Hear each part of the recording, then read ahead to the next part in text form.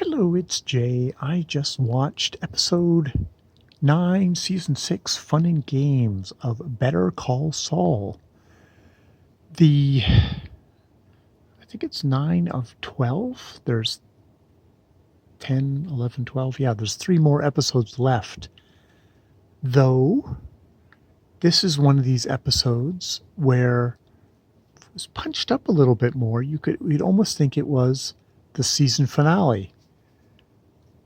Gus and Mike's relationship, basically, they shut the door and they're locked in to what they're going to be when Breaking Bad starts. Most dramatically and strikingly, after really dramatic scene between Saul as Jimmy or whatever, Jimmy and Kim, the hard cut is to Jimmy as locked in as Saul Goodman in fucking horrible gilded gold cast Trump palace, in bed with a hooker, waking up in bed with a hooker, with his horrible little Bluetooth earphone in, and then going to his little strip mall law office and being Saul. I mean, if the whole part of people thought like, okay, this is an origin story for Saul, for, Better Call Saul, this is it. There, we're done. But the thing is, we have 3 more episodes left. It feels like you think, oh, wow, that movie was short. It was only, it's like, no, but then you look at the runtime and think, wait a minute, there's 3 more episodes. What's going to happen? Because, yeah, there's the 4 main characters of this show. Now that Nacho did not make it further into the season, there was Jimmy, there was Mike, there was Gus, but we know exactly where these guys end up because we watch Breaking Bad. We know where they end up, and but Kim is a totally new character, and it's like the big drama of this show. The big breakout was Kim. What the hell was going to happen with Kim? And while kind of you feared for her, her physical safety, what with fucking Lalo Salamanca around, smiling devilishly and murdering as he went, it was definitely more the moral safety of her. She is a good person who, in her own way, was breaking bad. Someone who seemed to have was really good, but being with Jimmy unlocked what was already there, a really, really dark side to her.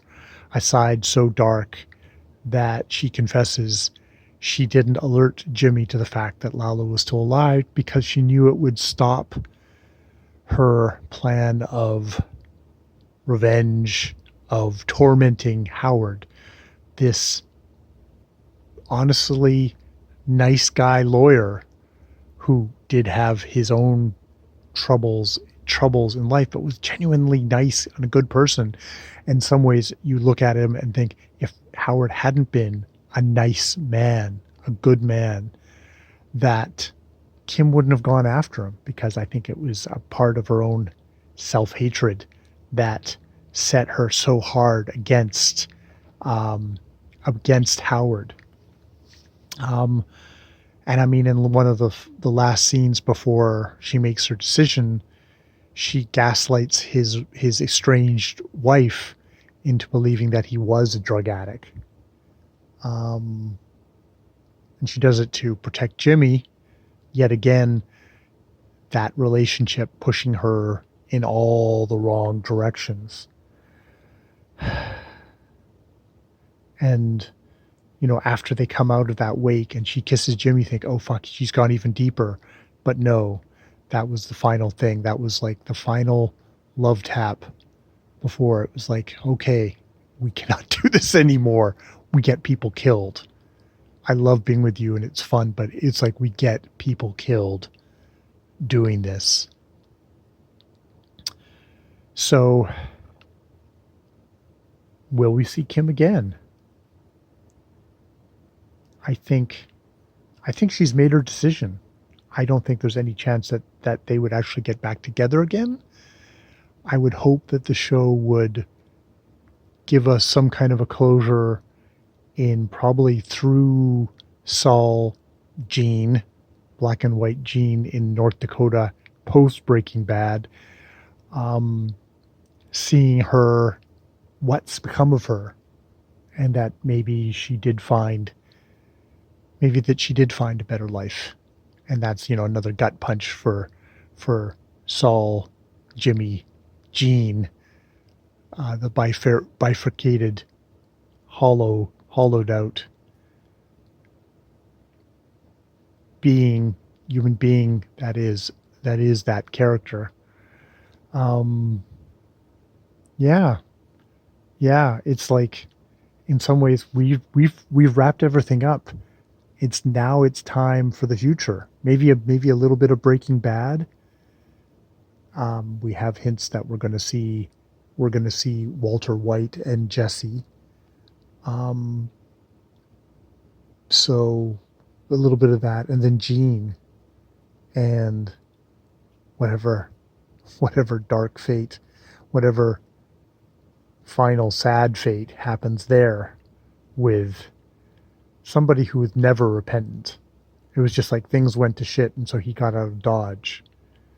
But there wasn't ever any kind of moral reckoning. You don't get the sense that Jimmy Saul, ever has ever had that in him, and there was. It's like Kim didn't cause that, but Kim was the last thing where there was an actual human relationship there. It's significant. We go from the end of Kim to hard cut to the future just before Breaking Bad starts, where he's waking up in bed with a prostitute. It's like you went from a relationship to everything is transactional, including the woman you're sleeping with.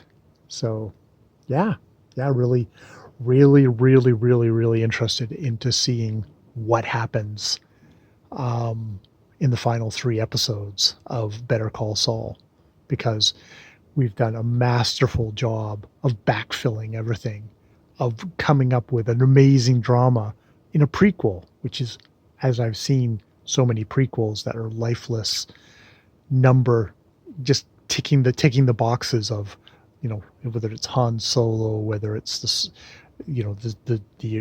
Star Wars prequels with Darth Vader, with so many things where it's just a soulless money grab exercise, but they've actually made it into a deeply compelling drama about these people's lives that you're really invested in, maybe more invested than definitely more invested than I was probably in Walter White, even though it was in some ways, Walter White was the great monster in that thing, but it was Jesse, it was the other people, Mike, that humanized it in a way, as you realized how little humanity the central character had. And I mean, I guess that has happened. That has happened with Saul as well. The pattern is there as well. Done really well. All right, I have been Jay. That's my rambling thoughts on Better Call Saul, episode 9, Fun and Games, which I guess is what they were having, fun and games, and that's what it led to, was Howard's death and the dissolution of their relationship, because it was fun and games at the cost of everything else. All right, I'll leave it there. More videos later.